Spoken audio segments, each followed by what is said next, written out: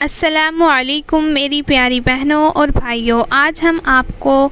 حضرت حزقیل علیہ السلام کا واقعہ سنانے جا رہے ہیں۔ حضرت حزقیل علیہ السلام کا واقعہ ایک ایسا واقعہ ہے جس کا ذکر قرآن شریف میں نہیں کیا گیا ہے، یعنی حضرت حزقیل علیہ السلام کا ذکر قرآن شریف میں نہیں ہوا ہے۔ پورا واقعہ ہم آپ کو بتائیں گے۔ اس سے پہلے آپ سے چھوٹی سی گزارش ہے، اگر چینل پر نئے ہو تو چینل کو سبسکرائب کر لیں۔ قرآن مجید میں حزقیل علیہ السلام نبی کا ذکر نہیں ہے، لیکن سورہ بقرہ میں بیان کیے گئے ایک واقعے کے بارے میں پرانے نیک لوگوں سے جو روایتیں نقل کی گئی ہیں ان سے معلوم ہوتا ہے کہ اس واقعے کا تعلق حضرت حزقیل علیہ السلام ہی سے ہے۔ قرآن میں اس واقعے کو اس طرح بیان کیا گیا ہے: اے مخاطب، کیا تو نے ان لوگوں کو نہیں دیکھا جو موت کے ڈر سے اپنے گھروں سے ہزاروں کی تعداد میں نکلے، پھر اللہ تعالیٰ نے فرمایا کہ مر جاؤ، پھر ان کو زندہ کر دیا۔ بے شک اللہ تعالیٰ لوگوں پر فضل کرنے والا ہے، لیکن اکثر لوگ شکر نہیں کرتے۔ تفسیر کی کتابوں میں حضرت عبداللہ بن عباس علیہ السلام اور کچھ دوسرے صحابہ سے یہ روایت نقل کی گئی ہے کہ بنی اسرائیل کی ایک بہت بڑی جماعت سے جب ان کے بادشاہ یا ان کے پیغمبر حزقیل علیہ السلام نے یہ کہا کہ فلاں دشمن سے لڑائی کرنے کے لیے تیار ہو جاؤ اور حق کا کلمہ بلند کرنے کا فرض ادا کرو، تو وہ اپنی جانوں کے خوف سے بھاگ کھڑے ہوئے اور یقین کر کے کہ اب جہاد سے بچ کر موت سے محفوظ ہو گئے ہیں، دور ایک گھاٹی میں مقیم ہو گئے۔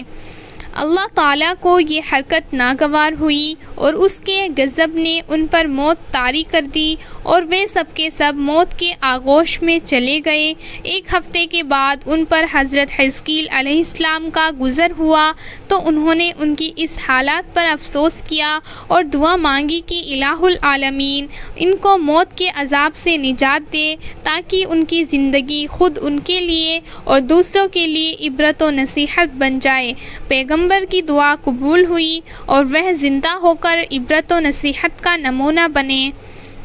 حضرت حزقیل علیہ السلام سے متعلق حالات کے سلسلے میں دو اہم باتیں سامنے آتی ہیں: مرنے کے بعد کی زندگی اور جہاد سے بچنا۔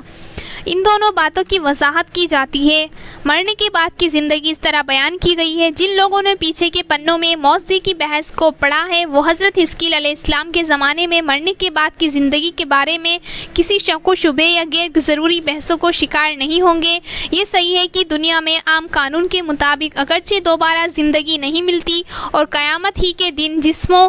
اٹھائے جانے کا واقعہ پیش آئے گا، لیکن اللہ کے خاص قانون کے پیش نظر کسی حکمت و مصلحت کی بنیاد پر ایسا ہونا عقل کے لحاظ سے نہ صرف یہ ناممکن ہے بلکہ ہوتا رہتا ہے۔ دوسرے، آج کے زمانے میں کئی روحانیت کے ماہروں کے نزدیک یہ بات نئی کھوج کو پہنچ چکی ہے کہ روح جسم سے الگ ایک مستقل مخلوق ہے اور جسم کے گل سڑ جانے اور اس کے عنصری تخلیق کے مٹ جانے کے باوجود روح زندہ رہتی ہے۔ ساتھ ہی ساتھ یہ بھی ایک معقول بات ہے کہ جس ہستی نے کسی چیز کو ترکیب دیا ہے وہ ترکیب کے بکھر جانے کے بعد دوبارہ اس کو ترکیب دے سکتی ہے، تو پھر کوئی وجہ نہیں ہے کہ حیات روح اور بکھرے ہوئے حصوں کے دوبارہ ترکیب کے معقول ہونے کے بعد مردے کے زندہ ہونے کے بارے میں کسی شک و شبہ میں پھنس کر اور ضروری تعویل کا سہارا لیا جائے۔ نتیجہ کچھ اس طرح بیان کیا گیا ہے: اگر سالم فطرت اور سیدھی طبیعت ہو تو انسان کی ہدایت اور بصیرت کے لیے ایک بار ذکر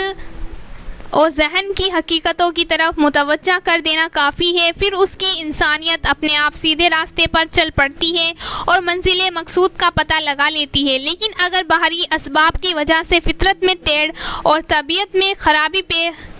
پیدا ہو چکی ہو تو اس کو ہموار کرنے کے لیے اگرچہ بار بار اللہ کی پکار اس کو بیدار کرتی ہے، ہر بار کے بعد اس کی صلاحیتیں اور استعدادی طاقتیں سو جاتی ہیں بلکہ اور زیادہ غفلت میں ڈوب کر رہ جاتی ہیں، یہاں تک کہ طاقت اور صلاحیت ختم ہو جاتی ہے۔